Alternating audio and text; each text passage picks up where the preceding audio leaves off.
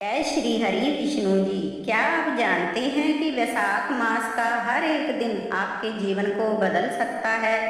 आज हम लेकर आए हैं वैशाख मास कथा अध्याय 10, जिसमें छुपा है आपकी हर मनोकामना पूर्ण करने का रहस्य।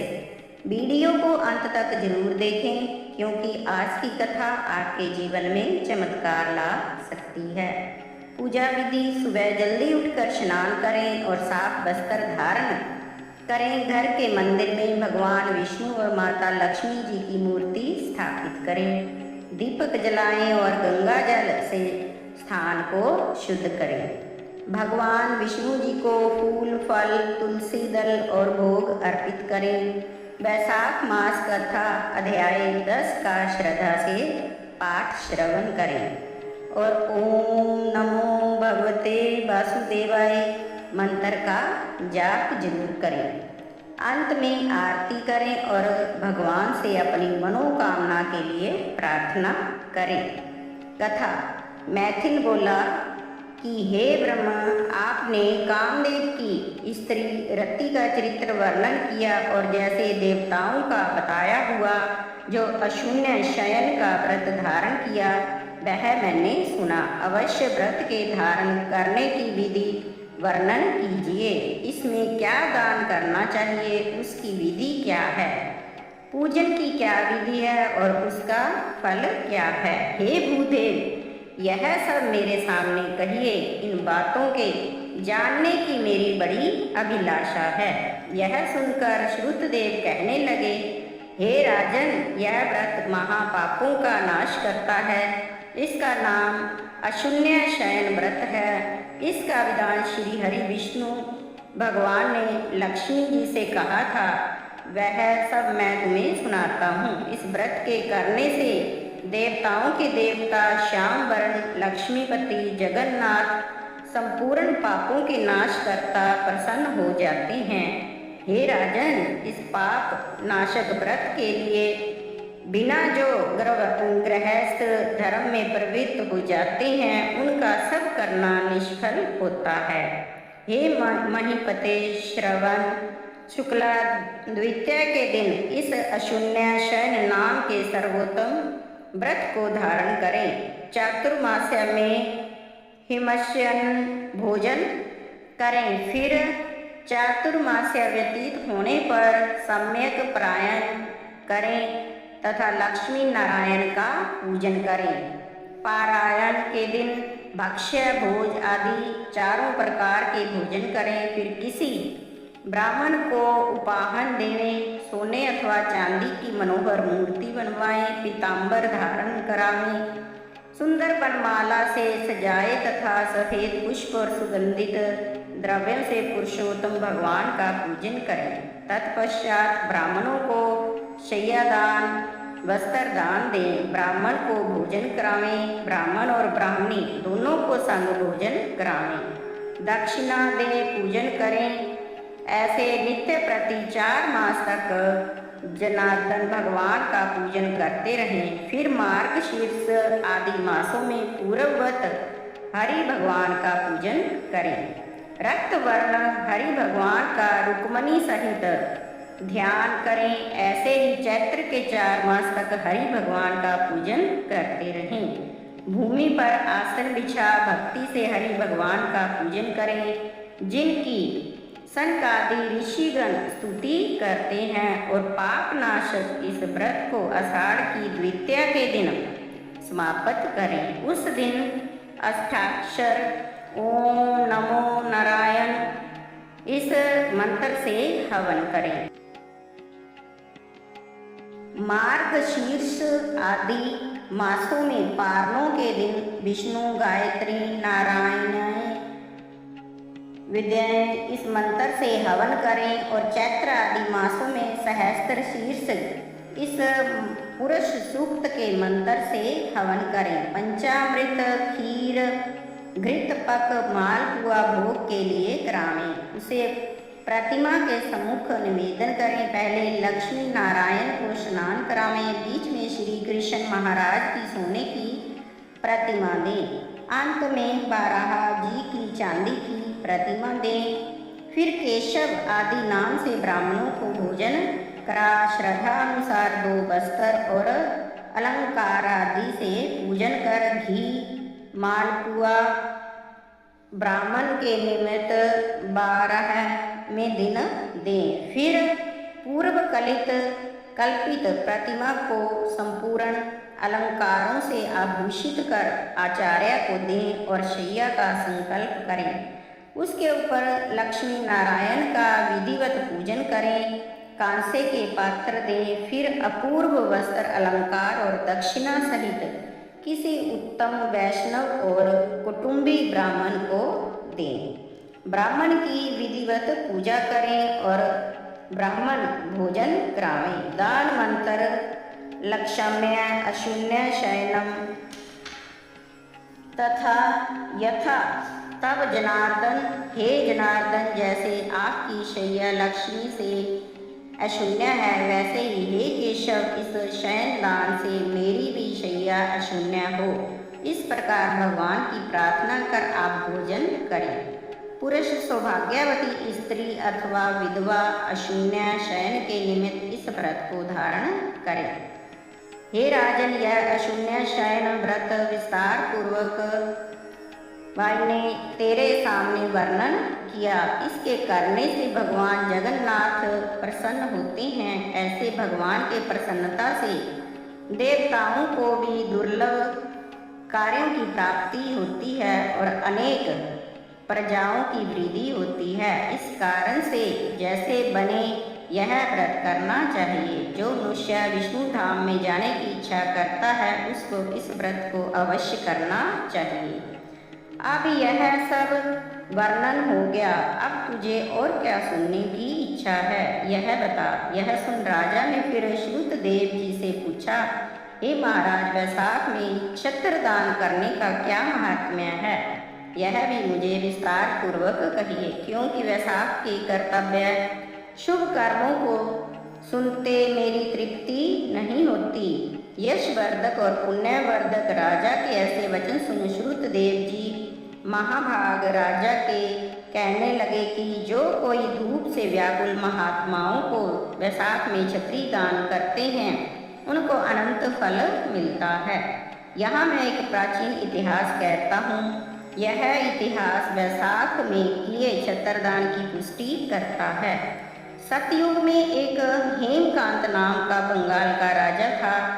यह कुशकेतु का पुत्र बड़ा बुद्धिमान बलवान था। वह एक दिन शिकार खेलता हुआ घने वन में चला गया।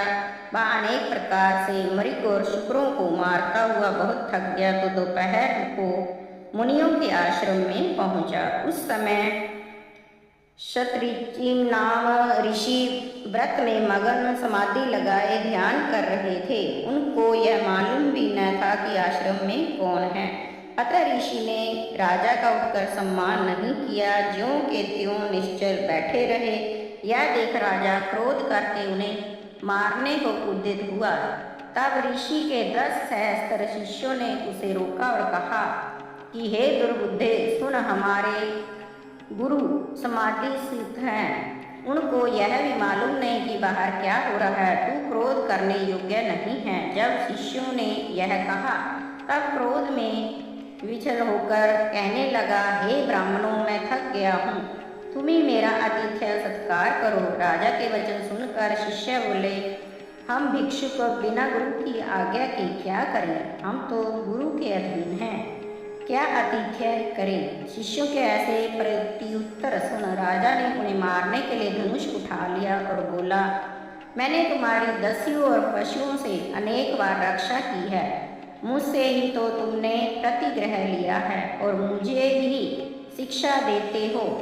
ये महाकृतघ्नी अपने को बहुत बड़ा मानते हुए भूल गए हैं। मैं बड़ा आतताई हूँ, इनके मारने से कुछ दोष नहीं। इस प्रकार अत्यंत क्रोध कर धनुष से बाण छोड़ने लगा तो वे भागने लगे। उन्हें रोककर राजा ने उनमें से 300 शिष्य मार डाले। तो डर के मारे शेष सभी शिष्य आश्रम छोड़कर भाग गए। जब सब शिष्य भाग गए तब आश्रम में रखी हुई वस्तुओं को पाप बुद्धि सैनिकों ने उन सब वस्तुओं को ले लिया और सब ने खूब भोजन किया। इसमें से राजा का भी अनुमोदन था। फिर सायंकाल के समय राजा सब सेना को संग ले पुरी में ले आया। तब कुशकेतु ने अपने बेटे के दुष्ट व्यवहार को सुनकर बेटे की बहुत ही निंदा करके उसे पुर से बाहर निकाल दिया। हे राजन, क्षमाहीन पुरुष देश शासन के योग्य नहीं होता। जब पिता ने उसे त्याग दिया तब राजा हेमकांत व्याकुल होकर गहन वन में चला गया, जहाँ उसे उन ब्राह्मणों की हत्या सताने लगी। उस गहन निर्जन वन में बहुत काल पर्यंत वास करता रहा और जीव जंतुओं को मार मार कर पेट भरने लगा। उन हत्याओं के पाप से उसकी कहीं भी स्थिति न हुई, जहाँ तहाँ मारा मारा फिरने लगा। ऐसे उस दुरात्मा के 28 वर्ष व्यतीत हो गए। एक दिन तीर्थ यात्रा करते करते त्रित नामक मुनि वैशाख महीने में दोपहर के समय उस वन में चले गए। वह मुनीश्वर धूप से व्याकुल हो रहे थे, तृषा के मारे पीड़ा हो रहे थे। तो कहीं वृक्षहीन स्थान से वह ऋषि मूर्छित होकर गिर पड़े। दैवयोग से वह हेमकांत त्रित मुनि को देखता हुआ और राजाओं में आधम उसके हृदय में तृषार्थ मूर्छित और थके हुए ऋषि को देखकर दया उत्पन्न हो गई।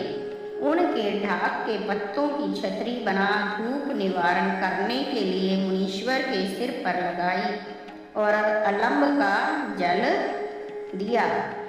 इस उपचार से मुनीश्वर की मूर्छा जाती रही और चेत कर सावधान हो छत्री के दिए हुए उस पत्तों के छत्र को लेकर इंद्रियों में बल आ जाने पर वह धीरे धीरे किसी गांव में पहुँचे। इसी पुण्य के प्रभाव से उनकी 300 ब्रह्म हत्याएं क्षण भर में दूर हो गई।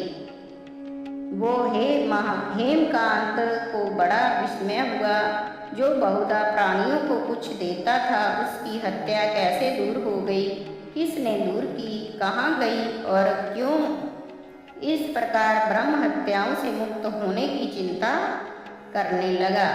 जब राजा इसी अज्ञान में पड़ा था, तब उस वनवासी महात्मा हेमकांत को लेने यमदूत आए और उसका प्राण नष्ट करने के लिए संग्रहणी रोग उत्पन्न किया। जब वह प्राणों के वियोग में व्याकुल हुआ, तब उसे 3 पुरुष दिखाई देने लगे। बड़े बड़े भयंकर यमदूत उसके सिर पर बाल ऊंचे खड़े हुए थे, राजा को हराने लगे। तब अपने कर्मों को सोचता हुआ राजा मौन साध गया। तब उसी छत्रदान के प्रभाव से वह विष्णु भगवान का स्मरण करने लगा। तो विष्णु भगवान ने अपने महामंत्री विश्वक्सेन को आज्ञा दी कि तुम जल्दी जाकर यमदूतों को रोको और वैशाख मास के धर्म में निरत हेमकांत की रक्षा करो। यह निष्पाप है, मेरा भक्त है तथा मेरे कहे हुए वाक्यों से इसके पिता के पुर में जाकर उसके पिता कुशकेतु से कहो, यह तेरा पुत्र सब धर्मों से ही तथा ब्रह्मचार्य आदि से रहित है, परंतु वैशाख के धर्म में निरत होने से मेरा प्यारा है। इसमें संशय नहीं, तेरे पुत्र ने बड़े पाप किए हैं, परंतु उसने धूप से व्याकुल मुनि की रक्षा की है। अतः वैशाख में छत्रदान करने से यह निस्संदेह निष्पाप हो गया है तथा उसी के पुण्य के प्रभाव से यह शांत, जितेंद्रिय और चिरंजीव हो गया है। अब शूरता, उदारता आदि गुणों से तेरे समान हो गया है, अतः तू इसे राज्य का भार सौंप दे। यह बलवान है। कुशकेतु राजा से यह भी कहना कि यह विष्णु भगवान की आज्ञा है। राजा को इस प्रकार समझा बुझाए हेमकांत को पिता के पास पहुंचाकर मेरे पास आ जाओ। भगवान की ऐसी आज्ञा पाकर महाबली विश्वक्सेन यमदूतों को भगाकर हेमकांत के पास पहुंचा और उसके शरीर को हाथ से स्पर्श किया। भगवान के पार्षद के स्पर्श करते ही उसकी सब व्याधि दूर हो गई। फिर विश्वक्सेन हेमकांत को अपने संग ले नगर हो गया। जिसे देखकर पुष्केतु को बड़ा आश्चर्य हुआ और भक्तिपूर्वक सिर झुकाकर पृथ्वी पर गिरकर दंडवत कर भगवान के पार्षदों को घर के भीतर ले गया तथा अनेक प्रकार के स्तोत्रों से स्तुति कर अनेक उपचारों से पूजन किया। तब विश्व अक्षेन प्रसन्न हो बोला, हेमकांत को आगे कर जो जो बात विष्णु भगवान ने कही थी वह उससे सब कही। यह सब सुनते ही पुष्केतु ने अपने पुत्र को राज्य आसन पर बैठा दिया और आप विश्वक्षेन की आज्ञा अनुसार अपनी स्त्री सहित तप करने के लिए वन में चला गया। और विश्वक्षेन हेमकांत को अनुमंत्रण कर तथा धन्यवाद देकर विष्णु भगवान के पास श्वेत द्वीप को चला गया। तब राजा हेमकांत वैशाख मास में कहे हुए शुभ धर्मों को करता हुआ प्रतिवर्ष ऐसे ऐसे धर्म करता रहा जिनसे विष्णु भगवान प्रसन्न हुए। ब्राह्मणों में भक्ति करने लगा। धर्म के मार्ग में स्थित शांत दंत जितेंद्रिय संपूर्ण जीवों पर दयालु संपूर्ण यज्ञों में दीक्षित सर्व संपत्तियों से युक्त पुत्र पुत्रादि से संपन्न होता हुआ फिर संपूर्ण भोगों को भोग कर विष्णु लोक को चला गया। वैशाख मास के धर्मों से अधिक कोई भी धर्म नहीं है। ये धर्म सुखपूर्वक होते हैं और इनके करने में पुण्य भी बहुत होते हैं। ये धर्म पाप रूपी ईंधन को जलाने के लिए अग्नि के समान है।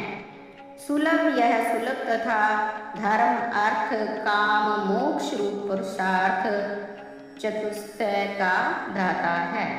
जय श्री हरि विष्णु जी। तो दोस्तों, अगर आपको यह कथा पसंद आई हो तो वीडियो को लाइक करें, शेयर करें और चैनल भक्ति अमृत रस को सब्सक्राइब करना ना भूलें। ऐसी भक्ति और ज्ञान से भरपूर वीडियो के लिए जुड़े रहें भक्ति अमृत रस चैनल के साथ। जय श्री हरि विष्णु जी। जय माता लक्ष्मी जी।